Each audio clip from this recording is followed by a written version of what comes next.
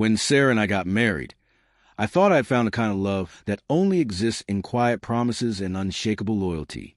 We built a small home together, filled it with laughter, and dreamed about a future where nothing could break us.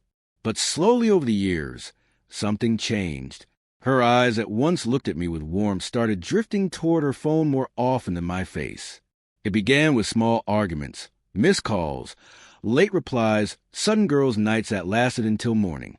I tried not to suspect anything at first. I wanted to believe her. But one evening as we sat at dinner, I asked her why she was so distant. She looked up from her phone and said sharply, "You don't own me, Daniel. I'm not your property." Her words hit harder than any argument we had ever had. I stared at her, trying to hold my calm.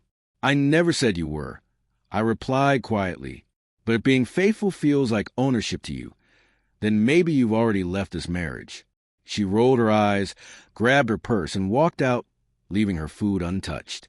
I sat there for a long time, realizing the woman across the table wasn't my Sarah anymore.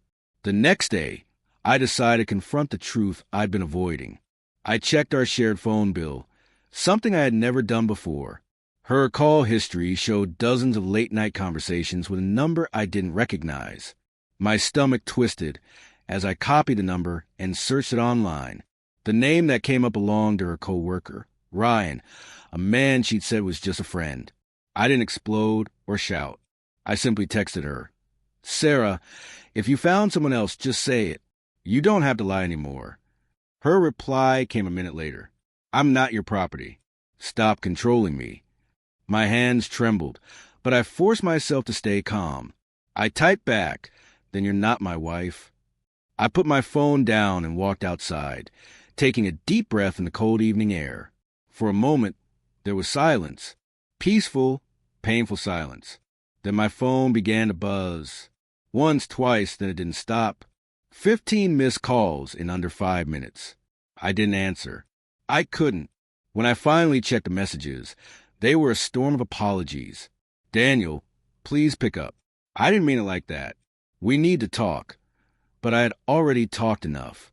Every word I could have said had already been spoken and ignored. It was her turn to face the silence she had built between us. That night, she came home crying. Her makeup was smudged, her voice broken. "It wasn't serious," she said. "It just felt good to be noticed again. I never wanted to lose you." I listened, my heart breaking and hardening at the same time. I had imagined this moment 100 times, and in each version, I forgave her, but not this time. Something inside me had gone still. "Sarah," I said softly, "love isn't ownership, but it is responsibility. It's trust. You broke that." She reached for my hand, but I pulled away. Her tears fell faster.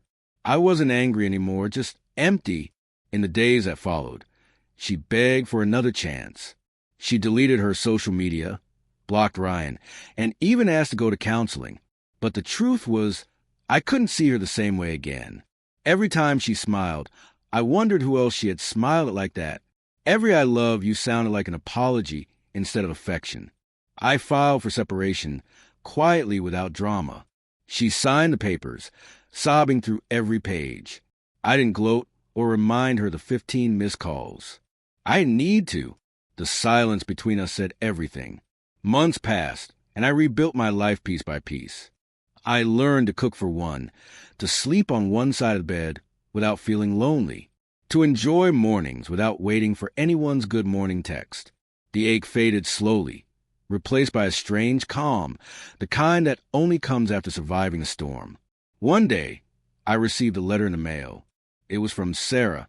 Inside, she had written, "You were right. Love isn't property. It's a privilege." I lost it because I didn't understand that. I folded the letter and placed it in a drawer without replying.